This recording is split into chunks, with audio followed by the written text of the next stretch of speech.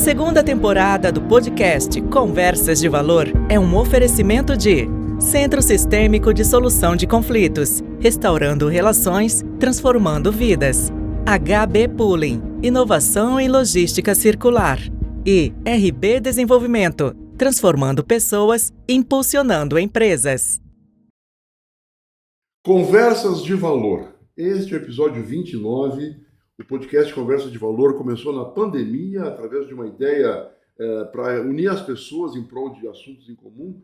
Tomou forma e hoje nós temos um episódio que, se fôssemos chamar esse podcast com outro nome, seria Conversas de Muito Valor. Tenho certeza que nós teremos aí uma meia hora riquíssima, repleta de conhecimentos, insights. Estou aqui com a minha parceira de bancada, a doutora Jordana Trajano, recebendo Ladimir Carvalho, a quem eu sigo há um bom tempo. Ladimir, obrigado, viu, por estar aqui conosco pessoalmente. É uma satisfação receber e conhecer você, viu? Muito obrigado, Rode. Muito obrigado, Jordana. Olha, eu acho que esse tipo de podcast realmente pode trazer conteúdos expressivos. Você da área acadêmica vem fazendo um trabalho espetacular aqui na região, formando novos profissionais. E o que eu puder contribuir com insights, ideias do mundo prático, aquele calor que queima a pele do empresário, que a gente sente a dor na prática. Vamos junto, que acho que a gente pode agregar muito conteúdo para o mundo empresarial aqui da região. Que maravilha. Eu quero contextualizar um pouquinho da nossa história, porque nós nos conhecemos pelo LinkedIn em 2017, e foi muito interessante porque eu estava numa situação em sala de aula com um dado problema, um dado desafio, e eu não sabia o que fazer, Ladimir. E a aula terminou sem ter um ponto final, e já estava finalzinho da aula, e as pessoas querem ir embora, arrumando mochila, enfim. E aí eu pensei assim, puxa vida, o que eu vou dizer no próximo encontro com essa turma, né?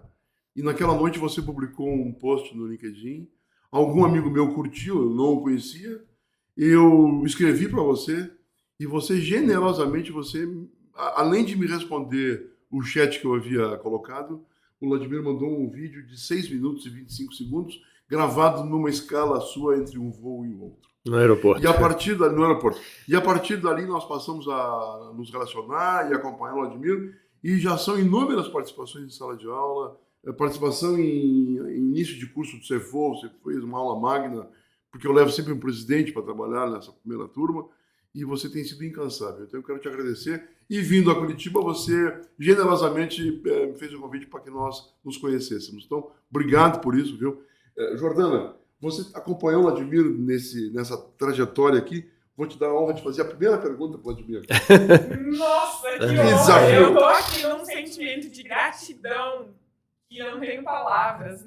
Não só para agradecer ao Woody, que me trouxe essa proposta de podcast.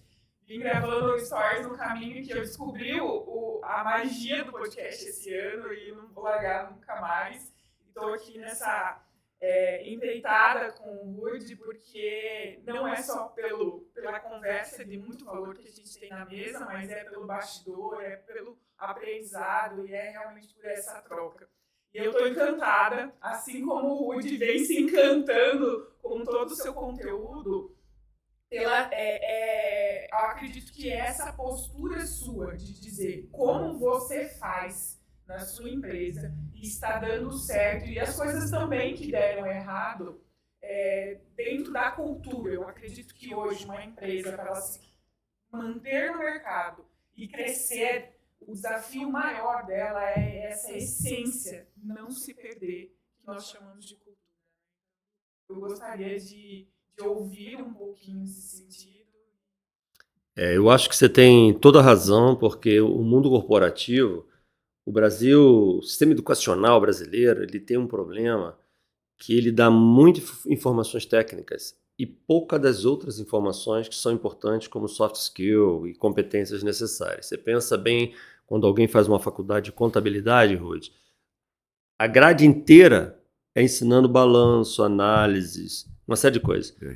Ele não aprende a ser empreendedor da área contábil, ele não aprende a vender os serviços da área contábil. Quando você faz engenharia, o aluno aprende a construir ponte, mas não aprende a ser dono de construtora. Quando você faz uma faculdade de medicina, você aprende a fazer uma cirurgia, mas não aprende a ser gestor de hospital. Então eu acho que todas as profissões passam por uma dor na hora que ele começa a empreender, que não é muito fácil encontrar o caminho. O caminho não é tão claro, não é uma estrada tão bem pavimentada. Por isso que eu acho muito importante o trabalho que vocês fazem, que é conectar a academia com uma experiência prática real. Eu tenho uma característica pessoal que eu leio muito. Até hoje, a empresa do tamanho que está, a Alterdata tem 36 anos, ela tem 2.000 colaboradores, é uma das 5 maiores do país em tecnologia, é uma empresa que está crescendo continuamente. Até hoje, eu leio 3 livros por mês. Eu estou o tempo inteiro me alimentando de novas informações, porque eu preciso ser um pouco do que o Rudy é brilhante na academia, entender culturas, padrões, teorias. Mas eu preciso fazer um outro lado que a academia às vezes não percebe, que é aquele calor do dia a dia, de você estar tendo que demitir alguém que você ama na empresa, aquela coisa que você tem que dar um ritmo forte no time porque você está sendo atacado por um concorrente. Então, essa cultura de velocidade e blindagem da empresa é algo fundamental. Então, eu acredito que uma organização, Jordânia, ela tem um lado de planejamento, métodos que a gente aprende na academia, mas ela tem um lado de cultura, de velocidade, disciplina e visão que a gente tem que fazer top-down, de cima para baixo. Da minha posição na Alterdata com 2.000 pessoas, da minha posição até o cargo mais simples da companhia, tem que pensar muito parecido. E isso, quando a gente consegue fazer, a magia acontece. Vou dar um exemplo. Há uns anos atrás, um futuro cliente queria comprar os nossos produtos e queria visitar a empresa para adquirir confiança. Ele estava meio inseguro, queria ir lá. Aí marcou uma reunião comigo logo depois do almoço. Naquela época, tinha um sofazinho na recepção e o ponto eletrônico ficava do lado do sofá. Ele esperou uns 10 minutos, enquanto eu estava assinando uns documentos, e entrou na minha sala. Aí entrou, apertei a mão, falei, boa tarde. Ele falou assim, olha, eu estou vindo aqui porque eu estou pretendendo comprar os produtos de vocês e eu queria conhecer a empresa, mas acho que eu já vou embora que eu estou feliz. Eu falei, não entendi. Você acabou de entrar, você não viu nada. Eu nem visitei a empresa contigo. Ele falou assim, olha, eu estou há 10 minutos na recepção, sentado no sofá. Os seus funcionários estão voltando do almoço. Passaram por mim, no mínimo, ele falou assim, 60 pessoas. Todos, 100% deles, me deram um boa tarde com um sorriso nos lábios. Olha que interessante esse exemplo. Olha o que ele falou depois. Ele falou assim, todos me deram um boa tarde com um sorriso nos lábios. Eu nunca vi isso nem em igreja. Eu não sei o que vocês fazem com as pessoas, porque eles não sabem quem eu sou. Eles não sabem se eu sou um cliente, futuro cliente, cobrador, fiscal. Eles não sabem. Eu acho que o dia que eles souberem que eu sou cliente, eu vou ser muito bem atendido. Eu quase chorei, né? Porque isso aí é um feedback poderosíssimo. Sim. Que a cultura está funcionando. Espontâneo, tá dando real, certo. Autêntico, né? Genuíno. Esse é o genuíno. Exatamente. Né? Ninguém foi obrigado a fazer.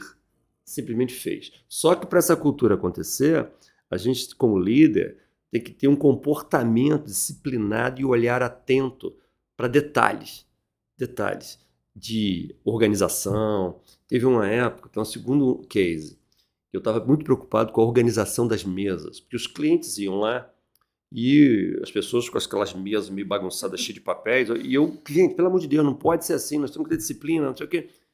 Rudy, eu tive uma ideia para descobrir um detalhe de disciplina. Eu entrei no andar, olhei assim onde estava a câmera de segurança, olhei a câmera, fui lá nas câmeras e falei, cara, aquela câmera, qual o número dela? Ah, é a câmera tal. Abre um acesso na minha sala que eu quero ver aquela câmera. Aí abriram, do meu computador eu via. Aí eu fui lá no andar, peguei uma bolinha de papel, amassei, disfarçadamente eu joguei ela no chão. Voltei para minha sala e fiquei olhando. Quanto tempo As pessoas passavam pela bolinha e não pegavam. Até uma hora que uma menina... A lata de lixo estava assim a 2 metros. Até a hora que uma menina pegou a bolinha e jogou no lixo. Quando pegou no lixo, eu estava gravando, travei, fui no andar com o gerente, falei, quem é essa menina? Quanto tempo ela está na empresa, o que ela faz e tal. Fizemos uma festa com ela. Fui lá na mesa dela, expus a imagem, ela ganhou o prêmio, ela foi enaltecida por todo mundo por causa da preocupação com uma bolinha. de papel jogada no chão. Quando a gente começa a ter condutas como essa, os outros estão observando e estão vendo e vão se espelhando num trabalho. Se você vê na empresa, for lá na empresa hoje, não tem papel no chão, não tem uma coisa desorganizada. E às vezes as pessoas falam assim, vocês estão dando sorte de contratar pessoas assim. Não, É não. reflexo do líder. Exatamente. E Entendeu? é escolha, né? É. Porque quando você acaba tendo as opções de, inclusive, mandar uma pessoa embora dentro de uma qualificação técnica excelente, um desempenho excelente, mas que não dá certo com a cultura, é algo muito desafiador, né? Muito, porque quando você tira alguém da companhia, não significa que essa pessoa é um mau elemento, é preguiçoso, vagabundo, não gosta de trabalhar. Não é isso. Às vezes, profissionais muito de boa qualidade têm que sair da companhia porque não se adaptam àquela cultura. Se a cultura aqui na empresa é de trabalho de equipe, é de estudar continuamente, ela tem uma velocidade de aprendizado e essa pessoa não se encaixa, ela pode ser um bom profissional para outra empresa, mas não para nós. Então, o líder tem que ter a visão de poder entender que essas pessoas têm que se encaixar nos dois aspectos. Tem que dar match. Duas pessoas que casam, passaram por um casamento, vão formar uma família, eles têm que dar match. Quando não deu, não significa que um é ruim, o outro é ruim. Simplesmente não combinou. Isso vale para uma relação de trabalho, né? Tem a historinha, né, do rapaz que é encontrado na NASA, no caminho Sim. lá, que tá limpando, e perguntam, o que você está fazendo aqui? Ele responde, estou ajudando a chegar na Lua. Exatamente, Esse exatamente. é o propósito, né? Vladimir, como é que você trabalha a questão da gestão do tempo? Eu lembro que você, uma ocasião, fez uma brilhante participação numa aula minha com um vídeo a respeito de gestão de tempo. Conta um pouquinho para o nosso ouvinte aí, para o nosso assíduo ouvinte, como é que você consegue estar em vários lugares ao mesmo tempo? Porque presidente da quinta maior empresa de software do Brasil, você viaja o mundo aprendendo, você viaja o mundo multiplicando conhecimentos, e esse é um exemplo, claro. Você está aqui hoje em Curitiba, generosamente no podcast para partilhar. Rude, desde a fundação da minha empresa, eu escuto as pessoas falarem, cara, me parece que seu dia tem mais do que 24 horas. Então, como é que pode você ter uma empresa desse tamanho, escreve livro, dá palestra, joga tênis, faz churrasco, dirige teu Jeep na floresta, você tem lazer, tem família. Como é que se coordena essas coisas? Isso tudo está ligado à gestão do tempo. A grande maioria dos empresários que eu conheço que não decolam, se você perguntar para ele se ele está trabalhando muito, ele vai dizer que está. Ele vai dizer que trabalha demais. Mas ele trabalha de uma forma que perde pequenos detalhes do tempo no dia a dia. Eu tenho uma característica desde criança que eu sou muito disciplinado, eu sou muito organizado com as minhas coisas. As minhas cuecas são separadas por cor. As minhas camisas que estão penduradas, as camisas de trabalhar estão de um jeito, as camisas de passear estão de outro jeito. Eu tenho facilidade de saber onde as coisas estão. A minha esposa, há pouco tempo, me telefonou no meio do expediente. Eu estava na empresa, ela falou assim, não estou achando um negócio que está aqui. Ela me perguntou uma coisa que ela queria achar.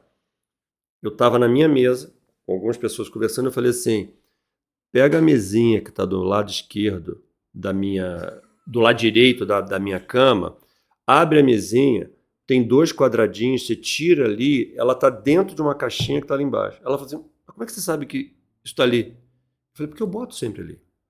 Eu sempre coloco as coisas no mesmo lugar. Isso ganha tempo. Um elemento para reflexão de gestão do tempo, quando a pessoa não é disciplinada, Ruth, você imagina se na sua casa, a cama que você dorme, cada dia você guardasse a cama num lugar. Todo dia, na hora de dormir, você tinha que procurar onde essa cama estava. Você ia perder tempo.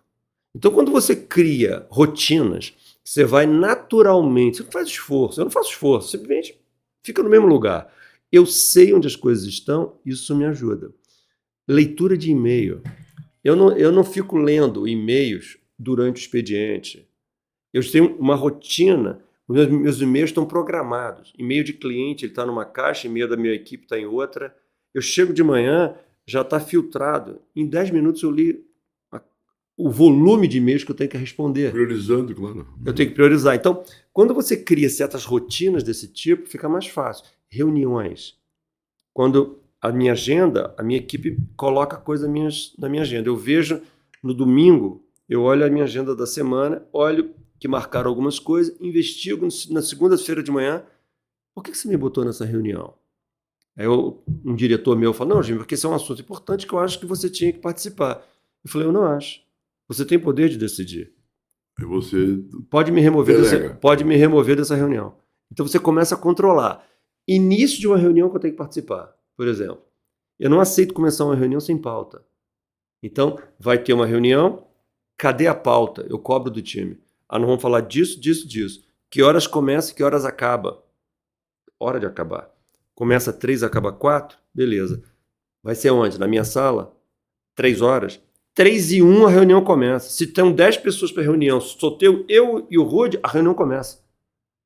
E os outros começam a entrar. Depois, morrendo de vergonha. Hoje, ninguém atrasa a reunião na minha sala mais. Antigamente tinha esse problema. Hoje não tem mais. Vai chegando o horário de término, eu aviso, você tem 5 minutos para concluir. Mas tem mais assuntos. Então você errou no planejamento.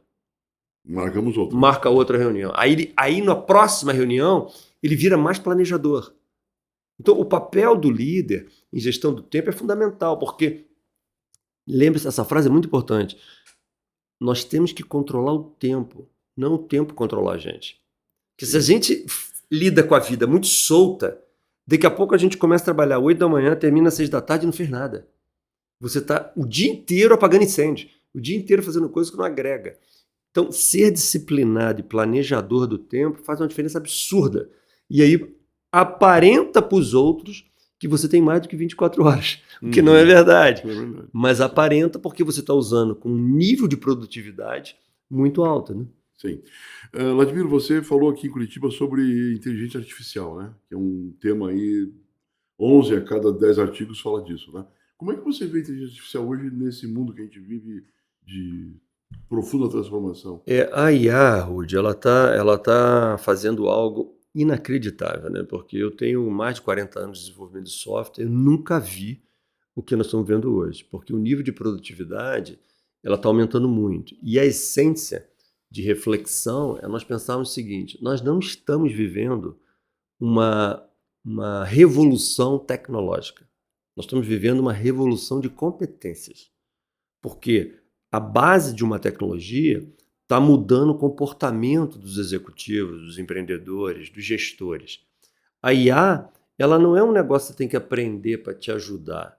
Ela é um negócio que você tem que aprender porque vai transformar o que você fazia no passado. Sim. Então, algumas pessoas não estão entendendo ainda que a forma de administrar uma empresa vai ser diferente. A forma de liderar as pessoas vai ser diferente. A maneira com que você capta clientes vai ser diferente.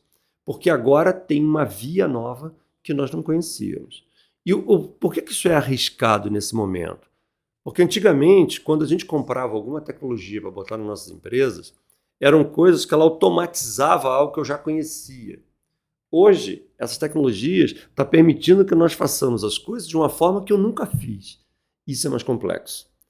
Tudo que é tão disruptivo de tal forma que eu nunca fiz, eu tenho que me esforçar um pouco mais para aprender, para me dedicar, para estudar. Então, é algo profundo, não é superficial, mas que a academia pode ajudar muito no processo de reciclagem, porque os empresários têm que entender que eles têm que pensar de uma ótica diferente, e muito estão ligados só à parte técnica da IA generativa.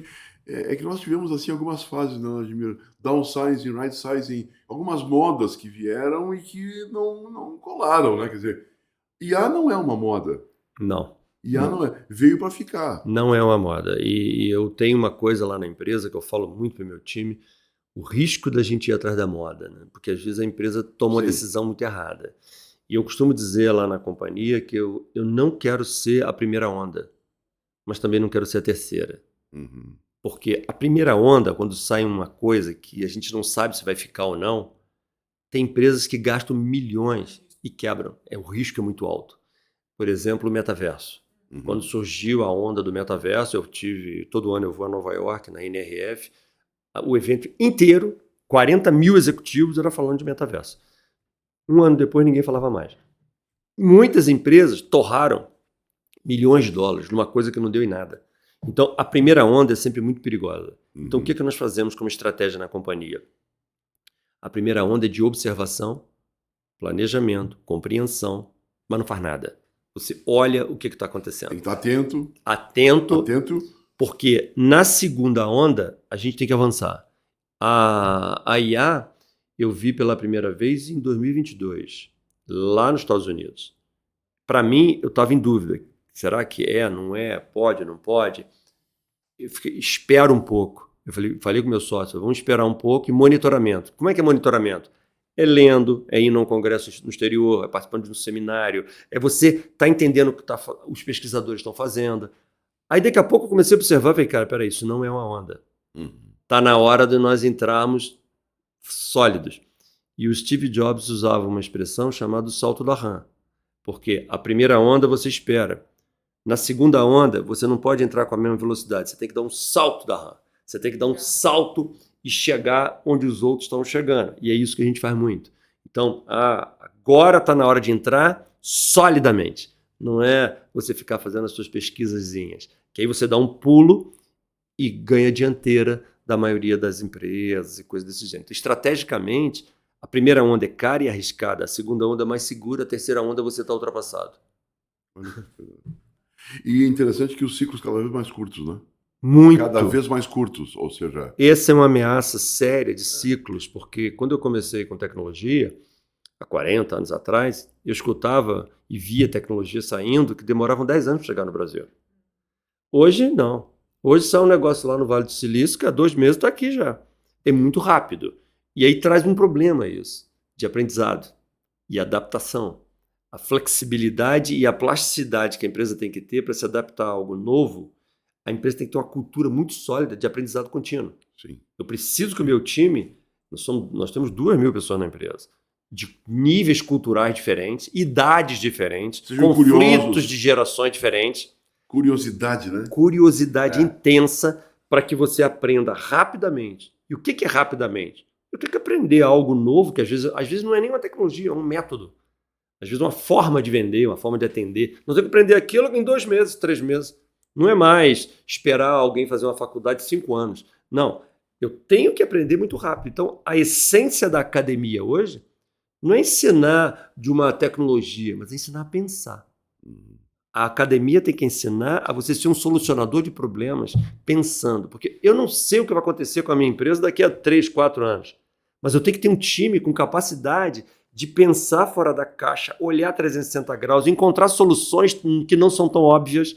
Sabendo que vai ser diferente daqui a 3 anos. Exatamente. Esse é o grande desafio. Exatamente. Né? Que é o Simon Sinek que fala muito isso, né? Exato. O jogo infinito. Quer dizer, vai ser diferente. Nós estamos jogando um jogo que não tem fim, né? Por isso que eu acho que esse tipo de podcast aqui, ele tem que gerar um desconforto em quem está nos ouvindo, nos empresários, para entender que todo o sucesso que trouxe esse empresário até hoje não vai levá-lo para o futuro. Que ele está na hora de pensar diferente. A Alterdata, ela quer ser uma empresa que fornece tecnologia, software, análise, banco de dados, dashboards, BIs para o cliente tomar decisões, mas eminentemente ela tem que ser uma empresa que fornece cultura de negócio também. Então nós temos uma universidade corporativa, Rod, que forma 90 mil pessoas por ano e a grande parte são os nossos clientes. Só que tem clientes que não participam. Nós temos clientes que pagam todo mês, os treinamentos são gratuitos, fruto do que ele paga, ele não participa e não inscreve os funcionários dele. E aí, quando vem uma tecnologia, um processo novo, ele quebra e bota a culpa no governo. Bota a culpa na inflação, nos juros. Mas ele não entendeu o jogo da evolução contínua. Ele não entendeu que ele está no jogo infinito. Então, não é porque você tem um supermercado estabilizado, um escritório de contabilidade bacana. O jogo não acabou. O jogo não acabou. Você tem que estar no estudo de aprendizado. Então, por isso que a posição do líder é tão importante no momento que nós estamos hoje. Que maravilha. Eu preciso fazer uma pergunta. Por favor. Não sei a questão do tempo. Eu tenho tempo, mas vamos lá. Você acredita que o fato formado em Direito, né? Temos aí uma sincronia aí. A faculdade faculdade de Direito, apesar de hoje ela estar defasada no formato que ela ainda é aplicada, né? Mas no momento em que você fez, tornou a sua visão de empresário diferenciada? Tornou. Porque eu sempre fui um garoto da escola que gostava de matemática, física, química. Eu era um cara de exatas. Minha cabeça era muito lógica. Até com a namorada, ela falava não sei o quê, eu quero ou não quero. Gosto ou não gosto. Cabeça cartesiana. Só que eu não consegui passar para uma faculdade gratuita. E eu, naquela época, engenharia era muito cobiçado. Então eu não consegui passar. E meu pai não tinha condições de pagar uma faculdade particular, eu tinha que morar no Rio de Janeiro, ter apartamento, alimentação, não dava. E aí no outro ano eu fui fazer o vestibular, com medo de não fazer um curso superior, eu fui fazer Direito. Direito, para mim, eu sempre na escola odiei português e literatura, e fui parar na faculdade de Direito. Que além de português e literatura, tinha sociologia. Aquilo era um inferno para mim hoje. E leitura, né? Leitura. E eu dormia chorando todo dia. 6 meses chorando. Até que aconteceu um evento. Teve um domingo que eu estava em casa, com o jornal, lendo, e eu vi uma matéria no jornal que naquela época 6% da população brasileira tinha curso superior. Aí quando eu li aquilo, eu falei, cara, eu tô dentro de uma faculdade e eu tô reclamando. Isso não é papel de alguém que quer ter sucesso na vida. Aquilo me deu um estalo. Mudou o modelo mental. Mudou. E aí eu comecei a levar a faculdade de Direito a sério. Fui representante de turma, fui presidente da comissão de formatura, fui orador da turma. E Direito foi me dando uma capacidade do depende. Talvez. Deixa eu analisar. Argumentação. Então eu me tornei um bicho anfíbio, que tanto era cartesiano e matemático, quanto era um cara de argumentação. Fui ganhando um poder de convencimento que o direito me deu. Um poder de escrita. Grande parte do sucesso da Alterdata é a capacidade de oratória minha e de escrever artigos, livros, matérias para revistas. Isso projetou a companhia. Se eu tivesse sido sempre um menino cartesiano, eu seria um bom técnico, eu seria um bom programador. Mas talvez não teria acontecido a explosão que aconteceu, porque com 27 anos, 26, 27, hoje eu já fazia palestra para 1.000 pessoas com essa idade. E isso projetava a marca da empresa e ajudou muito. Então, o direito, eu acho que realmente nos torna profissionais melhores para enxergar mais ângulos do negócio, blindar a companhia para não ter problemas, ser mais justo, não enganar as pessoas. A gente nunca teve caixa 2, nunca atrasou uma folha de pagamento, nunca deixei de pagar hora extra para ninguém. Tem uma estrutura na companhia que é muito da cabeça de alguém que fez direito. Que maravilha. Que maravilha. Vladimir, temos 2 minutos para encerrar o episódio. Eu preciso te pedir em 1 minuto uma mensagem para quem está começando, olhando no olho daquela câmera lá. Para quem está começando, o que você... O sucesso de um negócio está muito ligado à energia que você põe na sua empresa. Não está muito no mundo externo. Para de culpar o governo, o país, o concorrente. Olha para dentro de você e entende que a maioria dos problemas estão nas limitações que nós mesmos temos. Quantos livros que você não leu? Quantas disciplinas que você não levou a sério? Quantos desafios que você fugiu porque não tinha coragem? O sucesso do mundo empreendedor e na gestão dos negócios está muito ligado a você e não aos outros. Quanto mais você olhar para dentro, eu acho que mais sucesso você vai ter, tirando essa culpa de um mundo lá fora que você não controla. Foca no que você controla, que eu acho que você vai ter mais sucesso. Que maravilha. Esta foi mais uma grande conversa de valor. Foi ou não foi, Jordana? Sensacional. Sensacional, né? Vladimir, prazer em receber você, prazer em conhecer pessoalmente, parabéns pela trajetória e assim, olha, muito sucesso. Isso! Uma conversa de valor, que maravilha. Gente, obrigado, um abraço. Esse episódio do podcast Conversas de Valor foi um oferecimento de Centro Sistêmico de Solução de Conflitos, HB Pooling e RB Desenvolvimento.